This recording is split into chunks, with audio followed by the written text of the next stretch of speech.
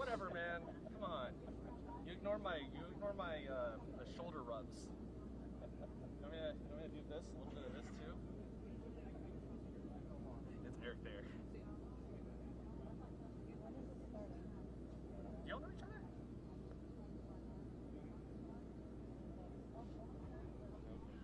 You know Gabby Dodger? I do. Oh, hey, Gabby. Oh, it's Edgar too.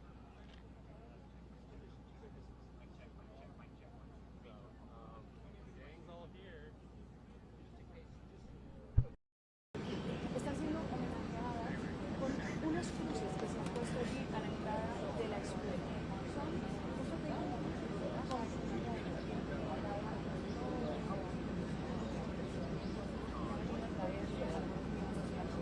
muchos de ellos niños y compañeros de quienes allí perdieron la vida, porque recordemos, Nacho, que de estas 21 personas, 19 eran niños entre los 9 y los 10 años. Todos murieron en un mismo salón de clases en el 18 y nosotros podemos hablar con una pequeña sobreviviente, una de las niñas que estudia en el colegio y que al momento del video fue alertada por su profesor. Oigamos cómo narra ella ese momento en el que les tocó simplemente correr y esconderse para salvarse la vida.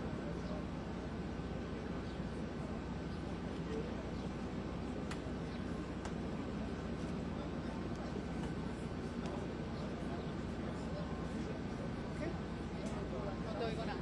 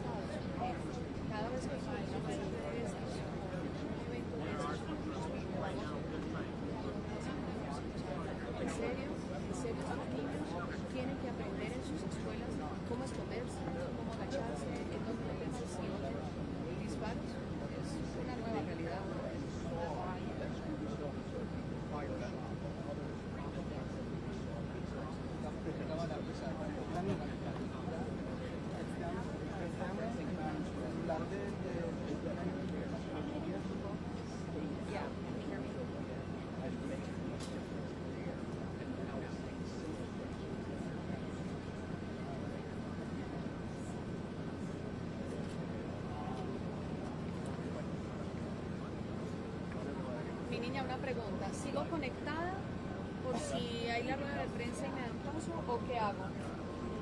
¿Cierto?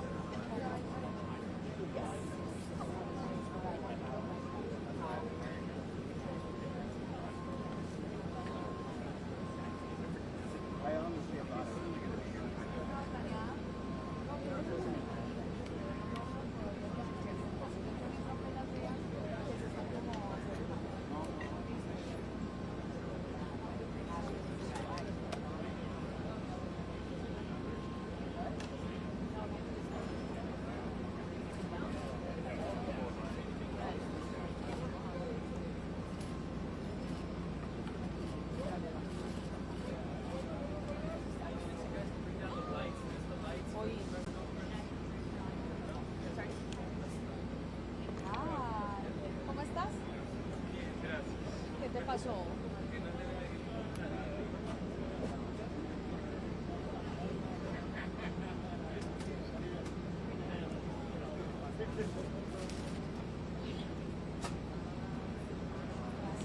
Ah, pero pon las altas. ¿Ustedes se van a quedar acá?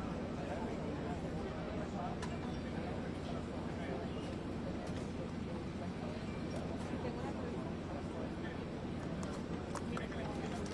Están confirmando esto. Parece que el esposo de la profesora murió de una Irma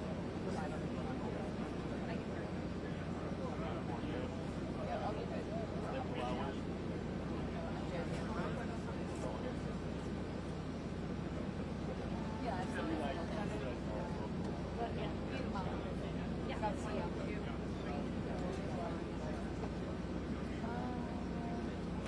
Y Orlin.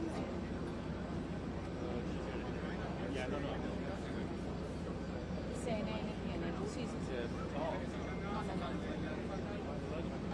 Mil gracias. Ellos no. ¿Usted va a estar acá hasta las 11? ¿O se va allá? 11 si son las 11. ¿Ya pero es la entrevista? Sí, señor, gracias.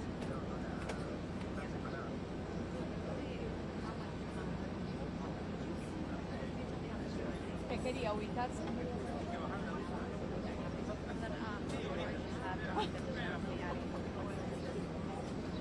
Yo sé, él es muy querido, pero... Y yo cuando puedo le ayudo a la gente lo que me pida. Pensé que era que no tenía dónde ubicarse, de hecho le iba a decir agachar la cámara y asustar. Sí, pero baja las luces y voy en vivo como. No puedo.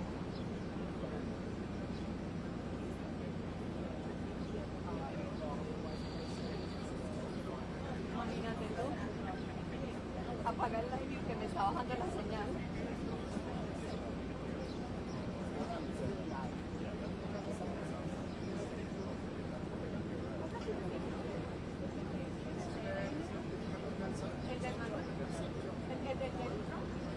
¿Dónde está el chico? ¿Pero dónde está el chico?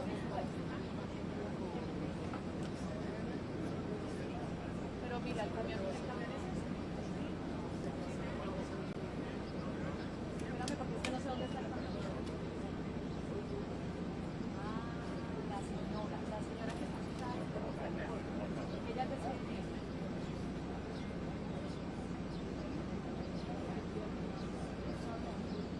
Cuando me pare, acuérdame que la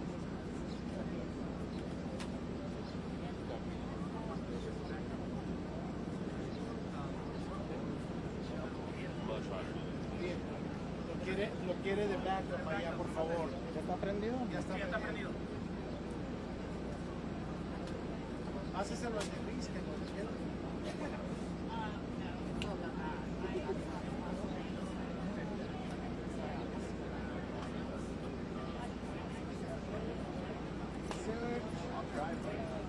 Search.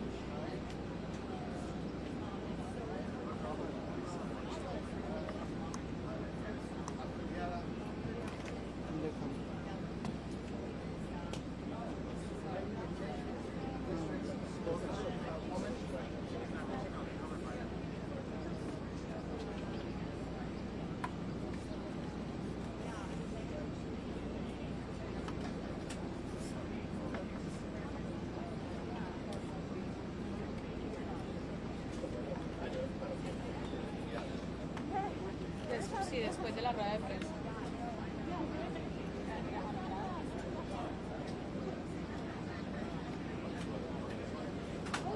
Pensé que ya venía, ¿no? Te voy a pisar. No, lo que pasa es que tiene el pie ahí, entonces no lo quiero pisar. En una de esas no le veo el pie y me paro encima.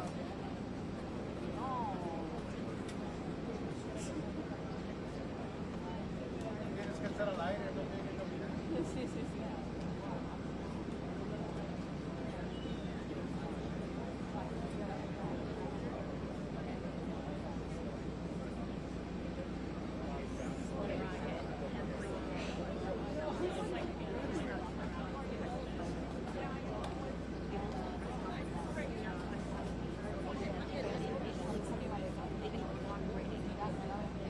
trabajaste, cerrar la Yeah, puerta. I gotta go back to work.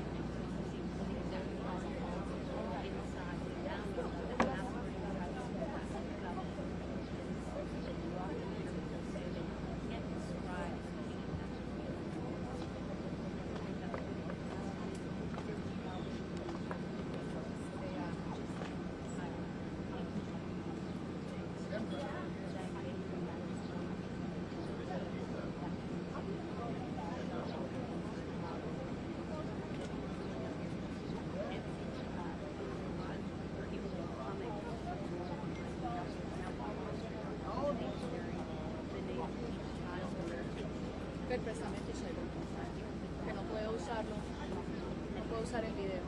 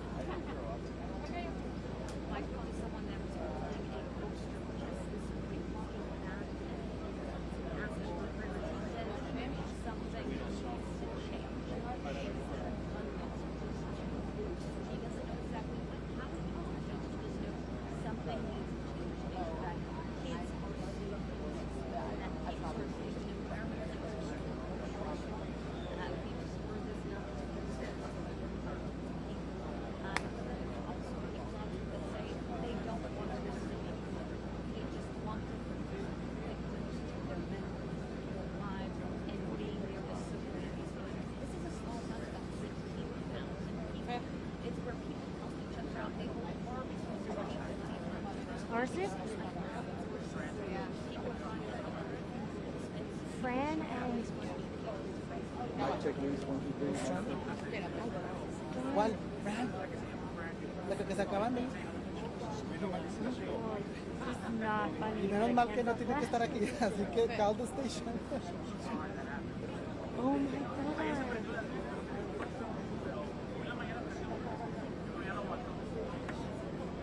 Where are they?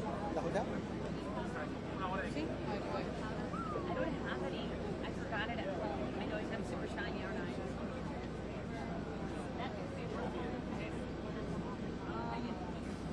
Does anybody want to run?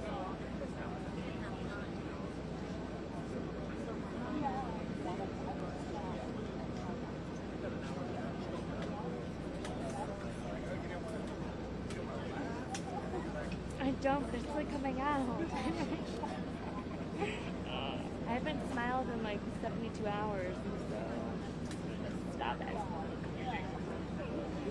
Well, the lights were coming on in our car last night, and I freaked out. And then we drove up from Pearsall this morning. I was like, thank God no lights are on. And then that exact car died. Feri, si te pido otro favor, me And he told me I'm mandas. jinxing it, and then Si te it's pido otro real. favor, me mandas. The Oho is real. En esa misma bolsita.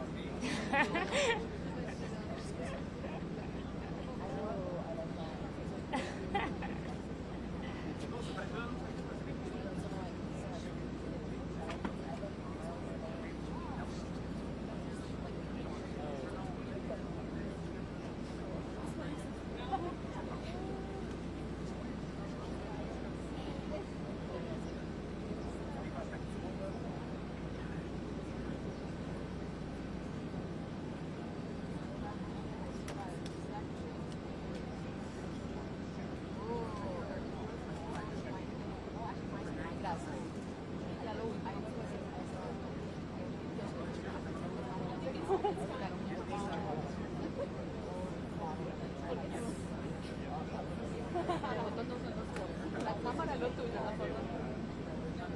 Que no jodas, ¿no? Come on.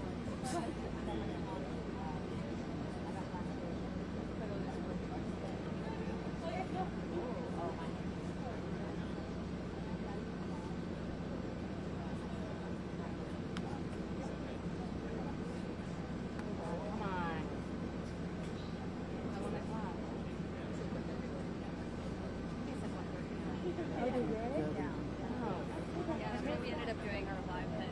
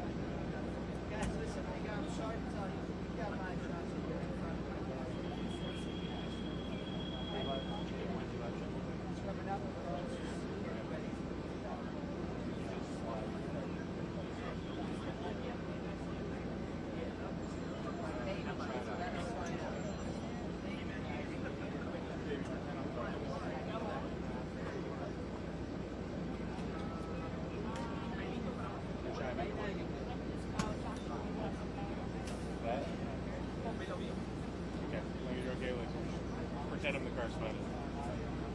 Test. 1, 2, test.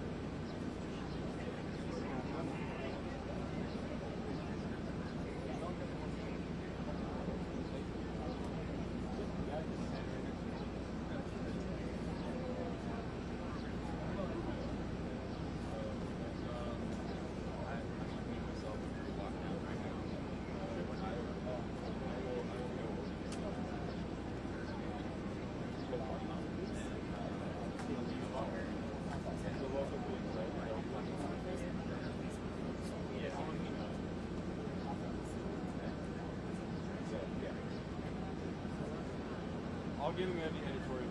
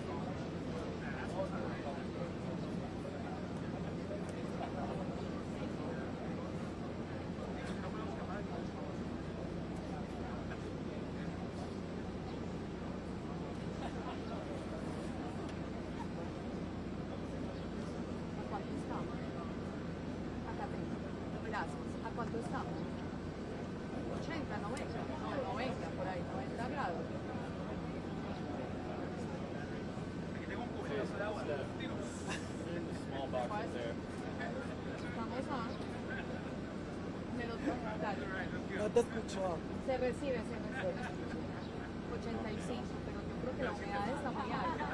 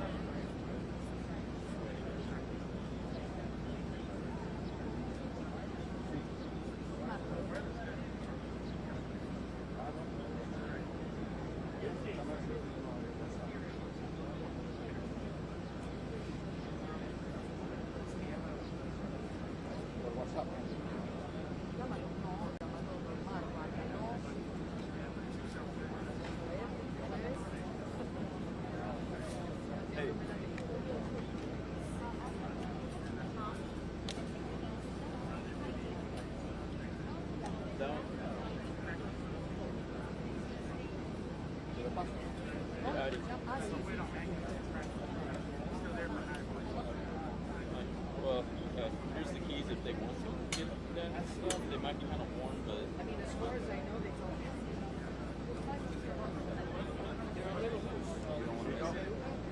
Here you go.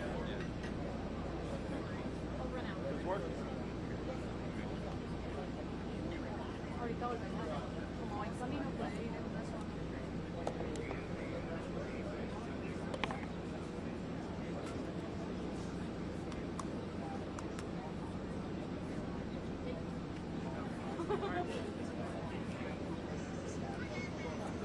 Lights down, please. Pressure's about to start. Pressure's about to start.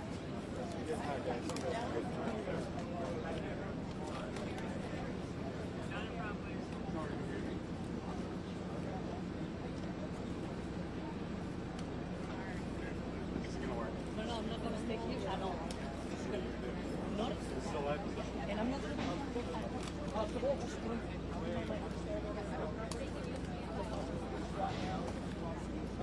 Es que estaba Manual. Meghan Markle I'm just gonna try to get one picture when I come out.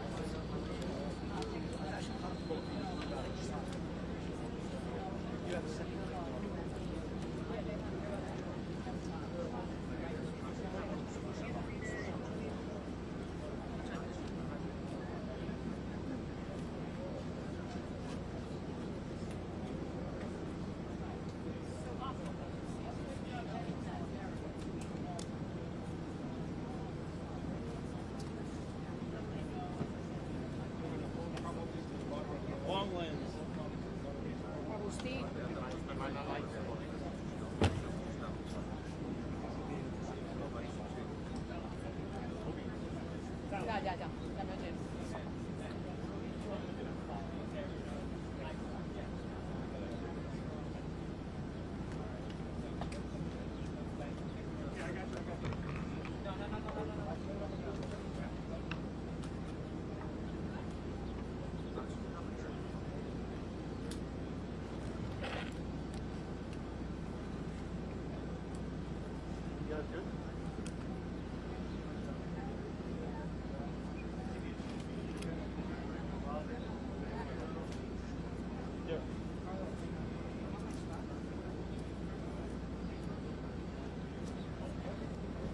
Good afternoon, everybody.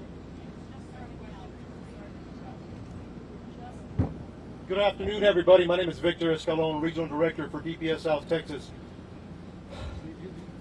Thank you so much for being here today. My goal today on this press conference, is to give you a snapshot where we're at today. This incident happened on Tuesday, May 24th.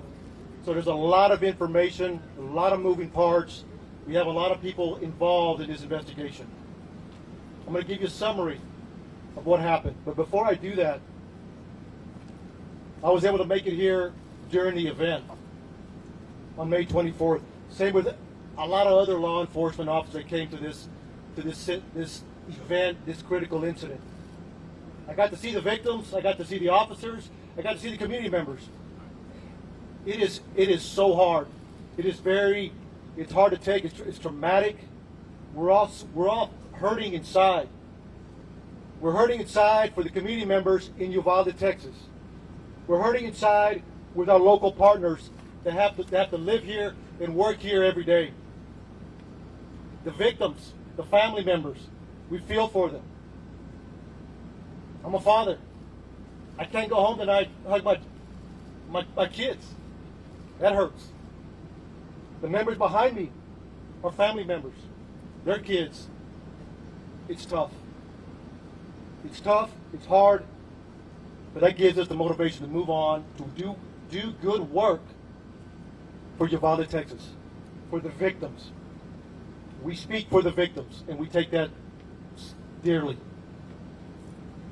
Before I get started, Texas Rangers are leading this investigation.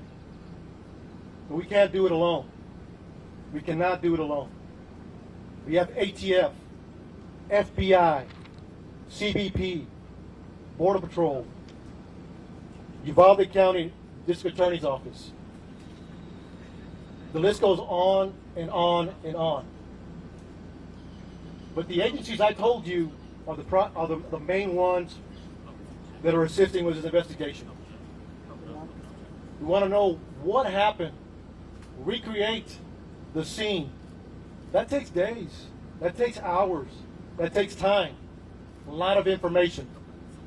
Then we have to do a lot of interviews. So we just started. We started on Tuesday, today's Thursday. We're still grabbing a lot of information. We also, what's important to us is why. Why did he do this? Why did he do this? Who is this man? The suspect. We're going to find out. With all the different agencies that are involved, we're working every angle that's available. And we won't stop until we get all the answers that we possibly can. So again, I want to thank these men and women that are behind us supporting the DPS and the Rangers. So there's a lot of information I'm going to give you. There's some new information as of Tuesday that I wanted to clear up, that we want to clear up, that's been pushed out. We'll continue to have updates in the coming days once the information is obtained and we're able to confirm and corroborate that. We want to make sure we're pushing out the right information. Early on, when we came in, we were receiving a lot of information from a lot of different locations. That's a baseline. You start there. We made some reports. But since then, we started doing interviews. We started working the crime scene, so we're cooperating. I want to share some of that. It's a small piece of information right now, but it'll grow within days. So please, thank you for being here and being patient with us. It means a lot. On Tuesday, May 24th at 11:28, suspect just west of here wrecks his vehicle, pickup truck that he took from his grandmother. He had just shot his grandmother in the face. She's alive. She's stable at this point. 11:28, he's sitting there at the bardage. He jumps out the passenger side of the truck. According to witnesses, he's got a long arm, rifle, and a bag. Later we find out it's ammunition. He walks around, he sees two witnesses at the funeral home across the street from where he wrecked. He engages and fires towards them. He continues walking. He continues walking towards the school. He climbs a fence. Now he's in the parking lot, shooting at the school multiple times. 11:40, He walks into the west side of Robb Elementary. According to reports, video we have obtained from outside, inside, and again, we're still combing through that. So bear with us. Multiple rounds, numerous rounds are discharged in the school. We're trying to get a number. We're in the process of analyzing that video. 4 minutes later, local police departments, Uvalde Police Department, the Independent School District Police Department are inside, making entry. They hear gunfire, they take rounds, they move back, get cover. And during that time, they approach where the suspect is at. According to the information I have, he went in at 11:40. He walks, and I'm going to approximate 20 feet, 30 feet. He makes a right. He walks into the hallway, he makes a right, walks another 20 feet. Turns left into a schoolroom, into a classroom that has doors open in the middle. Officers are there, the initial officers, they receive gunfire. They don't make entry initially because of the gunfire they're receiving. But we have officers calling for additional resources. Everybody that's in the area, tactical teams. We need equipment. We need specialty equipment. We need body armor. We need precision riflemen, negotiators. So during that time that they're making those calls to bring in help to solve this problem and stop it immediately, they're also evacuating personnel, not say personnel, students, teachers. There's a lot going on, a lot complex situation. They're measuring. Approximately an hour later, U.S. Border Patrol tactical teams arrive. They make entry, shoot and kill the suspect. But you also had a Zavala County deputy and Uvalde Police Department that made entry and killed the suspect. Immediately, numerous officers. Now it turns into a rescue operation. How do we save these children? How do we save these children? Some made it out. We don't have a hard number yet, but that was a goal. And then continuing, making the area safe, continue. A lot of moving parts afterwards. But during, they were taking gunfire, negotiations, and developing a team to make entry to stop them.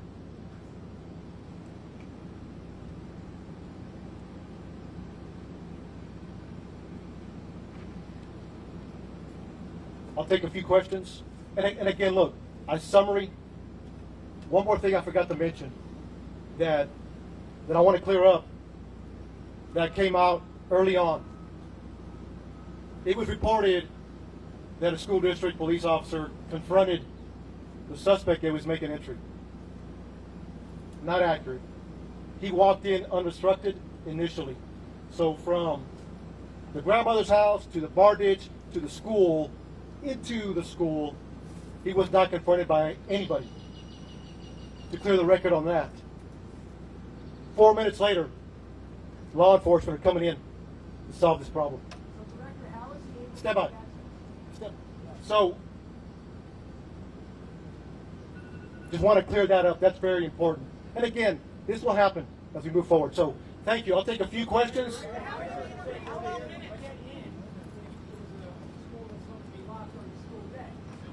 So right now, during the investigation, it appears it was unlocked. So we're going to look at that and try to corroborate that as best as we can. I do that. Hey, Please, one at a time, and we'll address as many questions as we can. So let me finish this question. One at a time, announce your name, announce your network, okay? Just be respectful, please. So Josh, thank you for the question. So right now, it appears it was unlocked. Like I said, it goes back to the investigation. It takes time. We will find out as much as we can why it was unlocked, or maybe it was locked. But right now, it appears it was unlocked. So thank you. Yes, sir. You say at one point he was inside there, among the things you were attempting negotiation, was he responding to negotiation, and in that period of time was there continued gunfire? So during that time, right now, according to the information we have, the majority of the gunfire was in the beginning. In the beginning. I say numerous, more than 25. I mean, it was a lot of gunfire in the beginning. During the negotiations, there wasn't much gunfire other than trying to keep the officers at bay. But that could change depending as once we analyze the video. But right now, according to the information, he did not respond. Director, one question. With NBC News. My question is this: was there a school officer on campus, and was that school officer armed? Because that's what we've been told. So at this time, no. No. There was not an officer readily available armed. No. Was there an officer? No. Nothing. I can't answer that yet. I'll circle back with you again. As we do that investigation, we have all these questions we want to answer. So, but I'll get back with you, sir. Yeah. There's a 12-minute gap. There's a 12-minute gap when he crashes his truck to when he enters the school. 12 minutes. What happened at 12 minutes? So you got to understand, 11:30 is the information we have at this point that we can confirm. 11:30 a.m. the PD gets we got a crash and a man with a gun. And then you have responding officers. That's what it is. If it's 12 minutes from 11:30 to 11:40, that's the information we have right now. Look, at the end of the day, our job is to report the facts and have those answers. We're not there yet. Over here.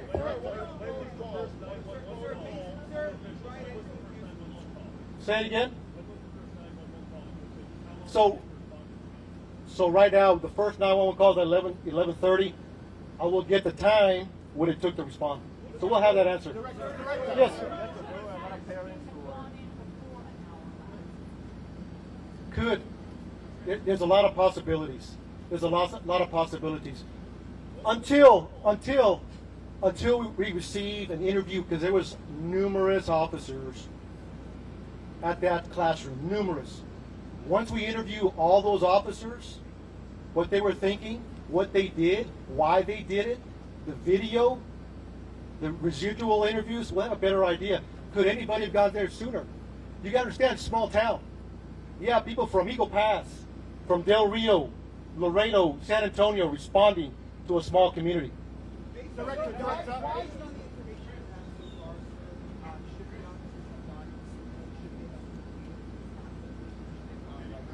That's a tough question. Again, it goes back, our job is to report the facts. Report the facts, and later we can answer those questions. I don't have enough information to answer that question just yet. So, one more question, please. Is it accurate that eyewitnesses and potentially parents of the students were urging the police to go in while you were waiting for a tactical SWAT team, even that some parents were asking to borrow police armor so they could make a counter-assault on the school? I have heard that information, but we have not verified that yet. So, What part haven't you verified? we have not verified if that's a true statement or not. Or is it just rumor out there? So you got to understand, we're getting a lot of information we're trying to track down and see what is true. We want to vet it. That's all I have for questions. Thank you so much. Hold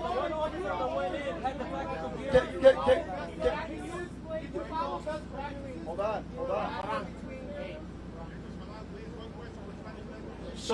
So look, we appreciate the questions. What were the officers doing between 11:44 and 12:45? I got you. Yes, sir. Behind that, you guys have said that he was barricaded. Can you explain to us how he was barricaded and why you guys did not move that work? So I have taken all your questions into consideration. We will be doing updates. We will be doing updates to answer those questions. What is your name? Shimon. I hear you. Because we've been given a lot of bad information, so why don't you clear all of this up now and explain to us how it is that your officers were in there for an hour, yes, rescuing people, but yet no one was able to get inside that building. Shimon, we will circle back with you. We want to answer all your questions. We want to give you the why. That's our job. So give us time. I'm taking all your questions. I'm taking them back to talk to the team. And look, thank you for being here. We'll talk soon. We'll talk soon. Thank you. Thank you. ¿En español? En español. ¿Puedes decir algo en español, por favor? No pudieras decir about the video. Director, ¿puede decir algo en español, por favor? You guys can grab your mics. Right now, once I go back with it, I'll see what he's talking, and then I'll come back. You guys can get your mics first, that way we'll be back inside.